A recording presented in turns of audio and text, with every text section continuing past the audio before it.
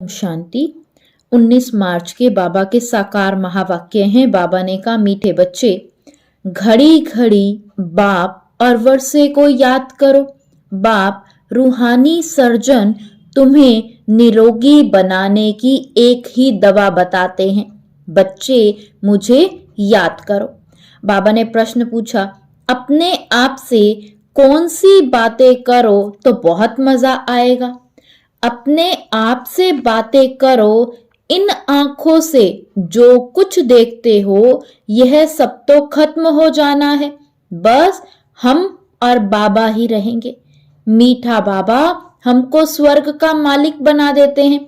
ऐसी ऐसी बातें करो। एकांत में चले जाओ तो बहुत मजा आएगा। ओम शांति। परमपिता परमात्मा शिव भगवानुवाच, मीठे मीठे बच्चों को पुरुषोत्तम संगम युग कदम कदम पर याद रहना चाहिए। यह भी तुम बच्चे ही जानते हो, सो भी नंबरवार पुरुषार्थ अनुसार। यह बुद्धि में याद रहे, हम अभी पुरुषोत्तम संगम युग पर पुरुषोत्तम बन रहे हैं। और यह जो रावण का पिंजड़ा है, उनसे बाबा हमको छुटकारा दिलाने आया है। जैसे कोई पक्षी को पिंजरे से निकाला जाता है तो वह बहुत खुश होकर के उड़कर सुख पाते हैं। तुम बच्चे भी जानते हो, यह रावण का पिंजरा है। अनेक प्रकार के दुख ही दुख हैं। अब बाप आए हैं इस पिंजरे से निकालने के लिए। है तो मनुष्य ही। शास्त्रों में लिख दिया है, देवताओं और असुरों की लड़ाई लगी, फिर देवताओं ने जीता। अब लड़ाई की तो कोई बात ही नहीं। तुम अभी असुर से देवता बन रहे हो। आसुरी रावण अर्थात 5 विकारों पर तुम जीत पाते हो, ना कि रावण संप्रदाय पर। 5 विकारों को ही रावण कहा जाता है। बाकी किसी को जलाने आदि की तो बात नहीं। तुम बच्चे बहुत खुश होते हो। अभी हम ऐसी दुनिया में जा रहे हैं जहां ना गर्मी है ना सर्दी, सदैव बसंत ऋतु ही रहती है। सतयुग स्वर्ग की बसंत ऋतु अब आती है। यह बसंत ऋतु तो थोड़े समय के लिए आती है। वह बसंत ऋतु तो तुम्हारे लिए आधा कल्प के लिए आती है। वहां गर्मी आदि होती नहीं। गर्मी से ही मनुष्यों को दुख होता है, मर पड़ते हैं। इन सभी दुखों की बातों से छूटने के लिए हमको अविनाशी सर्जन बहुत सहज दवाई देते हैं। उस सर्जन के पास जाएंगे तो अनेक दवाइयां आदि याद आएंगी। यहाँ इस सर्जन के पास तो कोई दवाई नहीं। उनको सिर्फ याद करने से सब रोग छूट जाते हैं और दवाइयां आदि कुछ भी नहीं है। बच्चे कहते हैं, आज सेमिनार करेंगे, चार्ट कैसे लिखना चाहिए, बाबा को कैसे याद करना चाहिए, इस पर सेमिनार करेंगे। अब बाप तो तकलीफ नहीं देते हैं कि बैठकर लिखो, कागज खराब करो, जरूरत ही नहीं रहती है। बाप तो सिर्फ कहते हैं, बुद्धि में बाप को याद करो। अज्ञान काल में बाप को याद करने के लिए चार्ट बनाया जाता है क्या? इसमें लिखा पढ़ी करने की कोई जरूरत ही नहीं है। बाप को कहते हैं, बाबा हम आपको भूल जाते हैं। कोई सुने तो क्या कहेंगे? कहते भी हैं, हम जीते जी बाप के बने हैं। क्यों बने हैं? बाप से विश्व की बादशाही का वर्षा लेने लिए। ऐसे फिर बाप को तुम भूलते क्यों हो? ऐसा बाप जिससे इतना भारी वर्षा मिलता है, उनको तुम याद नहीं कर सकते हो। इतना बार तुमने वर्षा लिया फिर भी भूल जाते हो। बाप से वर्षा लेना है तो याद भी करना है, दैवी गुण भी धारण करने हैं। लिखना क्या है, यह तो हर एक अपनी दिल से पूछे। नारद का भी मिसाल है ना, खुद कहते हैं बड़ा भक्त था। तुम भी जानते हो, जन्म जन्मांतर के हम पुराने भक्त हैं। हम मीठे बाप को याद कर कितना खुश होते हैं। जो जितना याद करते हैं वही लक्ष्मी नारायण को वरने लायक बनेंगे। कोई गरीब का बच्चा जाकर साहूकार की गोद लेता है तो कितना खुश होता है। बाप को और प्रॉपर्टी को ही याद करते हैं। यहाँ तो बहुत हैं जिनको बेहद के बाप का बच्चा बन राजाई लेने का भी अकल नहीं आता। वंडरफुल बात है ना। जो बाप स्वर्ग का मालिक बनाते हैं उनको याद नहीं कर सकते।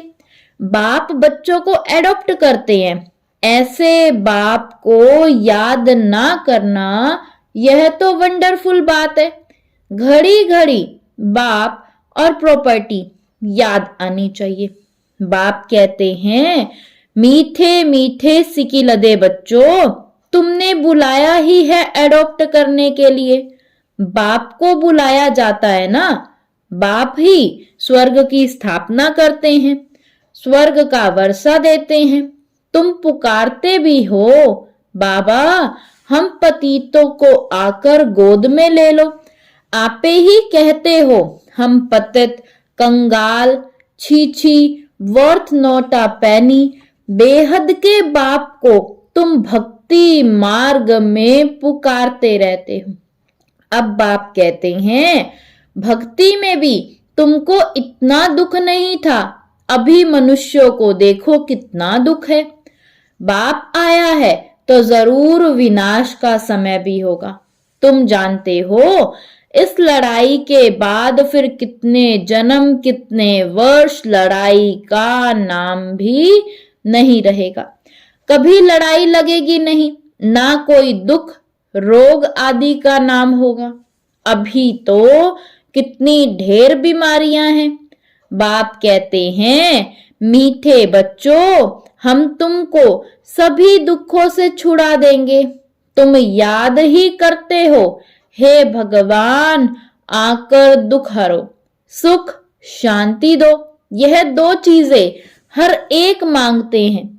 यहाँ है अशांति। शांति के लिए जो राय देते हैं उनको प्राइज मिलती रहती है। बिचारों को मालूम ही नहीं कि शांति किसको कहा जाता है। शांति तो मीठे बाप के सिवाय और कोई के द्वारा मिल ना सके। कितना तुम मेहनत करते हो समझाने की, फिर भी समझते ही नहीं है। तुम गवर्नमेंट को भी लिख सकते हो, मुफ्त क्यों पैसे बर्बाद करते हो। शांति का सागर तो एक ही बाप है, वही विश्व में शांति स्थापन करते हैं। गवर्नमेंट के हेड को अच्छे अच्छे कागज पर रॉयल्टी से चिट्ठी लिखनी चाहिए। कोई अच्छा कागज देखकर समझते हैं कि शायद यह बड़े आदमी की चिट्ठी है। बोलो, विश्व में जो शांति तुम कहते हो आगे कब हुई थी जो फिर उस प्रकार मिले? जरूर कभी मिली होगी। तुमको मालूम है, तुम तिथि तारीख सब लिख सकते हो। बाप ने ही आकर विश्व में सुख शांति स्थापन किया है। वह सतयुग का समय था। यह लक्ष्मी नारायण है डायनेस्टी की निशानी। ब्रह्मा और तुम ब्राह्मणों के पार्ट का किसी को पता नहीं है। मुख्य पार्ट तो ब्रह्मा का है ना, वही रथ बनते हैं। जिस रथ द्वारा बाप इतना कार्य करते हैं, नाम ही है पद्मा पदम भाग्यशाली रथ। विचार करो, कैसे किसको समझाएं? मनुष्यों को कितना नशा है। अब तुमको बाप का ही परिचय देना है। ज्ञान तो है ही सिर्फ ज्ञान सागर बाप के पास। वह जब आए तब आकर के दे, तब तक ज्ञान तो कोई दे ना सके। भक्ति तो सब भक्त करते ही रहते हैं। ज्ञान एक ही बाप देते हैं। ज्ञान का स्थायी पुस्तक कोई बनता नहीं। ज्ञान तो कानों से ही सुनना होता है। यह किताब आदि जो तुम रखते हो, यह सब टेम्परेरी हैं। यह भी सब खत्म हो जाएंगे। तुम नोट्स लिखते हो, यह भी खत्म हो जाने हैं। यह सिर्फ अपने पुरुषार्थ के लिए। बाप कहते हैं टॉपिक की लिस्ट बनाओ तो याद आएगा, परंतु यह तो जानते हो यह पुस्तक आदि कुछ भी नहीं रहेंगे। तुम्हारी बुद्धि में सिर्फ याद ही चल पड़ेगी। आत्मा बिल्कुल बाप जैसी भरपूर हो जाती है। बाकी जो भी पुरानी चीजें इन आंखों से देखते हो वह भी खत्म हो जाएंगी। पिछाड़ी में कुछ भी रहना नहीं है। बाप अविनाशी सर्जन है। आत्मा भी अविनाशी है। एक शरीर छोड़ दूसरा लेती है। दिन प्रतिदिन जो भी शरीर मिलता है छीछी ही मिलता है। अभी तुम बच्चे जानते हो हम श्रेष्ठाचारी बन रहे हैं। बाप ही बनाते हैं। साधु संत आदि थोड़े ही बनाते हैं। बाप तुमको श्रेष्ठाचारी बनाते हैं। बाबा कहते मीठे बच्चे, मैं तुम्हें अपने नयनों पर बिठाकर ले जाऊंगा। आत्मा भी यहाँ नैनों पर बैठती है। बाप कहते हैं हे आत्माएं, तुम सबको निहाल कर ले जाऊंगा। बाकी थोड़ा समय है।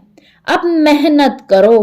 अपनी दिल से पूछो मैं स्वीट बाबा को कितना याद करता हूँ। हीर रांझा का विकार के लिए लव नहीं था, शारीरिक प्यार था। याद करते थे और सामने आ जाता था। दोनों आपस में मिल जाते थे। बाप कहते हैं तुम भी ऐसे बनो। वह है एक जन्म के आशिक माशूक, तुम हो जन्म जन्मांतर के। यह बातें इस समय ही होती हैं। आशिक माशूक का अक्षर भी स्वर्ग में नहीं है। वह भी पवित्र रहते हैं। मनसा में भी ख्याल आते हैं। सामने देखा और खुश हुआ। तुम बच्चों को देखने की तो कोई चीज ही नहीं। इस समय तुम सिर्फ अपने को आत्मा समझो और माशूक बाप को याद करो। आत्मा समझ बाप को बहुत खुशी से याद करना है। बाप समझाते रहते हैं भक्ति मार्ग में तुम ऐसे आशिक थे, माशूक पर कुर्बान जाते थे। बाप आएंगे तो हे माशूक हम तुम पर वारी जाएंगे। अब माशूक आया हुआ है सबको गोरा बनाने। जो जैसा है ऐसा बनाने की कोशिश करते हैं। तुम गोरा बनते हो तो शरीर भी गोरा बनेगा।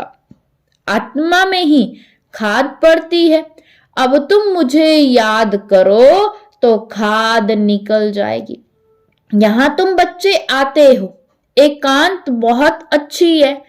पादरी लोग भी पैदल करते हैं। एकदम साइलेंस में रहते हैं। माला हाथ में रहती है। कोई को देखते भी नहीं है। धीरे धीरे चलते जाते हैं। वो लोग क्राइस्ट को याद करते रहेंगे। बाप को तो जानते ही नहीं। मेरे लिए तो कह देते नाम रूप से न्यारा है। अब बिंदी है तो देखेंगे क्या। बिंदी को कैसे याद करें किसी को पता नहीं। तुमको अभी मालूम पड़ा है कि तुम यहाँ आते हो। मधुबन का तो गायन है ना। यह है सच्चा सच्चा मधुबन जहां तुम आते हो। जितना हो सके तुम एकांत में याद में रहो। किसी को भी देखो नहीं। ऊपर छतें तो पड़ी है ना। बाबा की याद में सवेरे छत पर चले जाओ, बड़ा मजा आएगा। कोशिश करो रात को 1-2 बजे जगने की। तुम नींद को जीतने वाले मशहूर हो। रात को जल्दी सो जाओ, फिर 1-2 बजे उठकर छत पर एकांत में याद की यात्रा करते रहो। बहुत जमा करना है। बाप को याद करते बाप की महिमा करने लग जाओ। आपस में भी यही राय करते रहो, बाबा कितना मीठा है, उनको याद करने से ही पाप कटेंगे। यहाँ बहुत जमा कर सकते हो, यह चांस भी यहाँ अच्छा मिलता है। घर में तो तुम कर नहीं सकेंगे, फुर्सती कहाँ रहती है। दुनिया का वाइब्रेशन, वातावरण बहुत खराब है, वहां इतनी याद नहीं होगी। अब इसमें लिखने की भी कोई बात नहीं। आशिक माशूक लिखते हैं क्या? अंदर में देखो, हमने किसी को दुख तो नहीं दिया, कितने को याद दिलाया। यहाँ हम आते हैं जमा करने, तो यहाँ कोशिश करो। ऊपर छतों पर एकांत में जाकर के बैठो, खजाना जमा करो। यह समय ही जमा करने का। 7 रोज 5 रोज आते हो, मुरली सुनकर जाए, एकांत में बैठो। यहाँ तो घर में बैठे हो, बाप को याद करो तो कुछ तुम्हारा जमा हो जाए। बहुत माताएं बांधेलियां हैं, याद करती हैं, शिव बाबा बंधन से छुड़ाओ। विकार के लिए कितना मारते हैं, खेल दिखाया है ना द्रौपदी के चीर हरे। तुम सब द्रौपदियां हो ना, तो बाप को याद करते रहना है। बाबा युक्ति तो बहुत बतलाते हैं, इसमें स्नान आदि की तो कोई बात ही नहीं रहती। हाँ, टॉयलेट में जाना होता है तो स्नान जरूरी है। बाबा ने कहा पाखाने में जाना होता है तो स्नान जरूरी है। मनुष्य तो स्नान के समय भी किसी देवता या भगवान को याद करते हैं। मुख्य बात है ही याद की। ज्ञान तो बहुत मिला हुआ है, 84 के चक्र का ज्ञान है। अपने अंदर में बैठकर देखो, अपने से पूछो, ऐसा मीठा मीठा बाबा जो हमको स्वर्ग का मालिक बनाते हैं, उनको सारे दिन में कितना याद किया। मन भागता तो नहीं है, कहाँ भागेगा, दुनिया तो है ही नहीं, यह सब खत्म हो जाना है। हम और बाबा ही रहने वाले हैं। ऐसे ऐसे अंदर में बातें करो तो फिर बहुत मजा आएगा। यहाँ जो भी आते हैं वह बहुत पुराने भक्त हैं, जो नहीं आते वह समझो कि आजकल के भक्त हैं। वह देरी से आएंगे। शुरू से भक्ति करने वाले जरूर बाप से वर्षा पाने आएंगे। यह गुप्त मेहनत है। जो धारणा नहीं करते हैं उनसे कुछ भी मेहनत होती नहीं।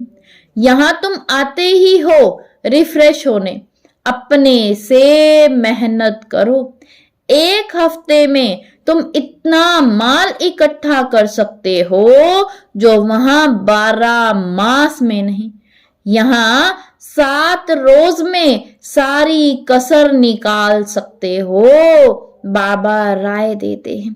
अच्छा, मीठे मीठे सिकिलदे बच्चों प्रति माता पिता बाप दादा का याद प्यार और गुड मॉर्निंग। रूहानी बाप की रूहानी बच्चों को नमस्ते।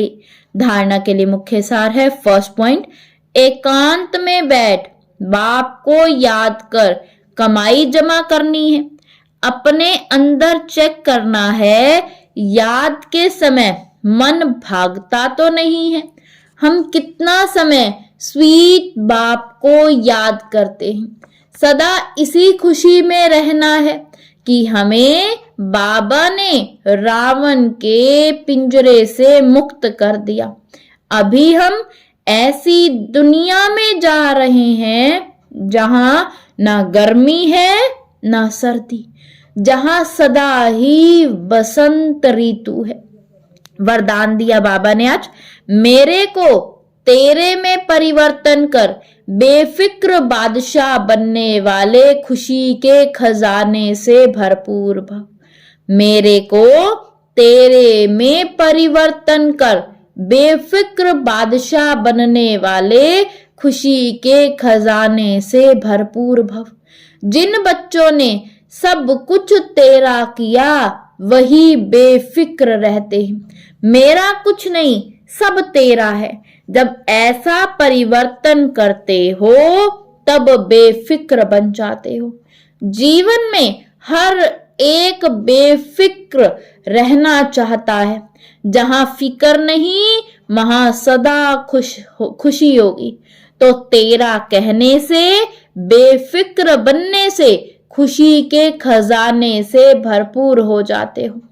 आप बेफिक्र बादशाहों के पास अनगिनत अखुट अविनाशी खजाने हैं, जो सतयुग में भी नहीं होंगे। स्लोगन है, खजानों को सेवा में लगाना अर्थात जमा का खाता बढ़ाना। खजानों को सेवा में लगाना अर्थात जमा का खाता बढ़ाना। ओम शांति, ओम शांति।